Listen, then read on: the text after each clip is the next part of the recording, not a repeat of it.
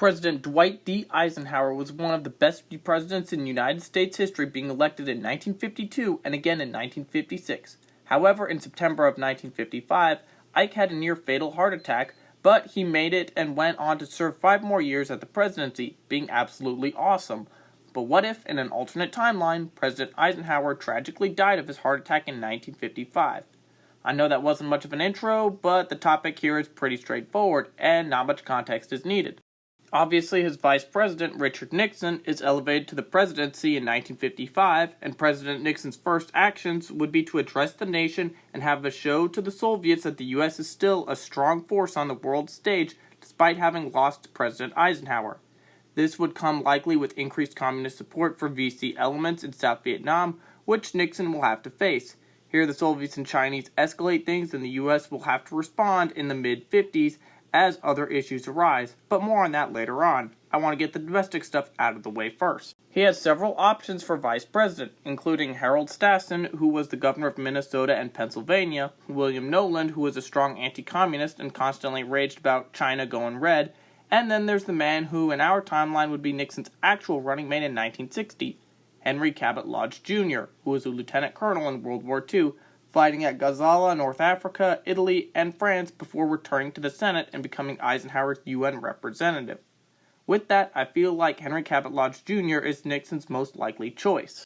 The 1956 election sees President Nixon face off against Adlai Stevenson, and I feel like he pulls out an easy win because the economy's good in the US and Eisenhower was a broadly popular incumbent.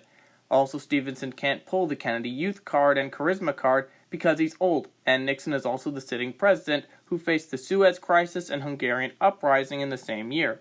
His foreign affairs experience is just unchallengeable, and Stevenson can't really combat it. Also, Stevenson is an egghead. Anyway, back to Vietnam. In 1955, the world just witnessed the French loss of the First Indochina War the previous year.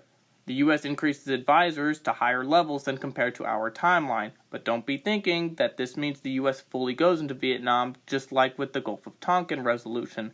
This is because another war right after the end of the Korean War would be grossly unpopular to the public and escalation will continue, but Nixon doesn't fall into the same trap as LBJ did. However, continued U.S. presence in Indochina still occurs for now.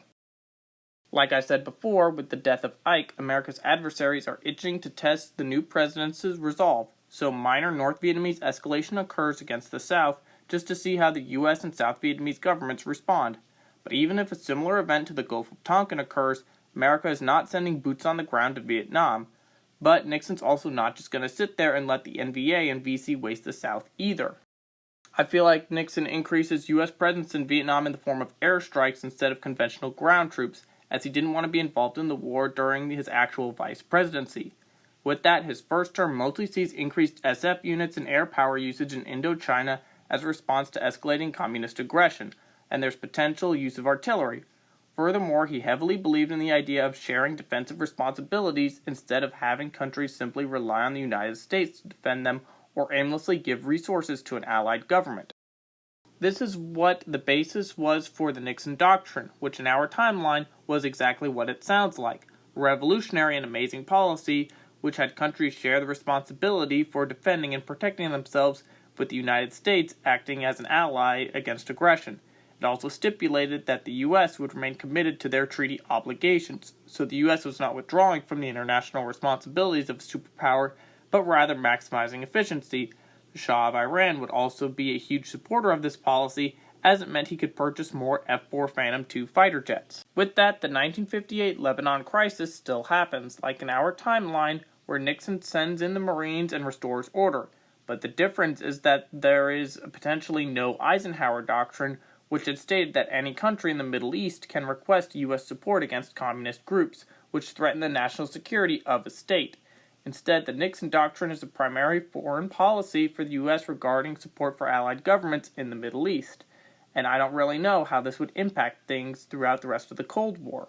However, the Truman Doctrine and the domino theory would still remain prevalent in American foreign policy. For those who need a refresher, the Truman Doctrine was based all around trying to contain communism where it's at, in order to prevent the domino theory, where if one country falls to communism, then the others around it would fall like dominoes. So while Nixon's administration would pull back some U.S. forces, He remains strongly committed to defending countries with a treaty to the United States and still wants to prevent more countries like South Vietnam from falling to the communists. On to another foreign policy crisis that Nixon will face is in 1959 with Cuba after the overthrow of dictator Fulgencio Batista by the 26th of July movement, Revolutionary Dictatoriat of March 13th, and the Second National Front of Escambray. Unlike in our timeline, the U.S. will go in full force to support the Bay of Pigs invasion with Brigade 2506 receiving increased air support. Therefore, Castro is deposed and the Cuban Missile Crisis will not happen, which will be pretty important shortly. But without a communist Cuba, Castro can't send Cuban advisors and ground troops all across Africa, Latin America, and Southeast Asia to escalate proxy wars. Additionally, Cuba won't be the beacon of successful communist insurgencies, so in theory, there won't be as strong of communist insurgencies and rebel groups all around Latin America. With that, there also wouldn't be as repressive dictatorships across the region because insurgent groups would not be as much of an issue, so things like Operation Condor won't be happening. Furthermore, this would greatly impact how a lot of proxy wars went in Africa, because, again, Castro's regime isn't going to be sending ground troops to escalate these conflicts, and Che Guevara can't go around and aid the Simba rebellion in the Congo. So in theory, hundreds of thousands of people are going to live compared to an hour timeline. Now, don't get me wrong, there would still be rebel groups, but they wouldn't be having near as many capabilities as they had with the Cubans. The Soviets and Chinese are still going to wage proxy wars in Africa with each other, but there won't be a Cuban factor to exist in these wars as well as in Portugal's colonial wars in the 1960s and 70s. I can't really go into a lot of detail here in this video because I don't want it to be super long, but ask any questions if you want in the comments.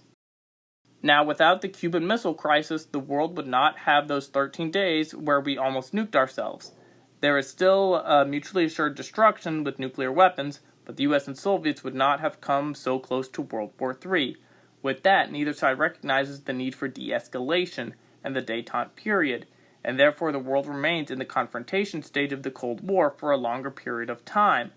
And there's no telling how this would change the Cold War. Perhaps other incidences that would be similar to the Cuban Missile Crisis might occur. Additionally, the détente stage of the Cold War would still eventually come, but it would be pushed back by a lot. With the 1960 election, Nixon runs for re-election against Senator John F. Kennedy, just like in our timeline.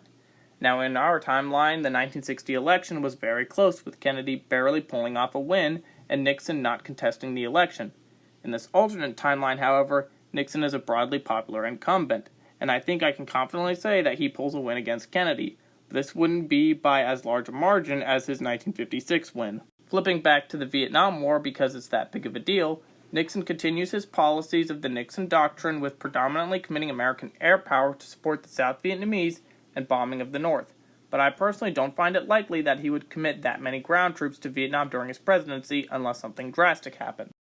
Nixon will eventually leave office as a popular president, and the 1964 election sees Henry Cabot Lodge Jr.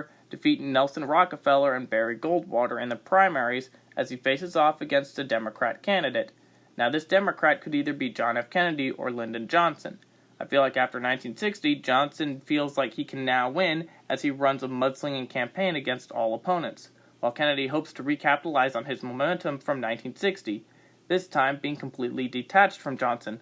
Who wins in 1964, however, is beyond my ability to accurately predict. But this is all, of course, just one possible scenario. What do you think would have happened had President Eisenhower died of a heart attack in 1955? Let me know in the comments, and thank you for watching.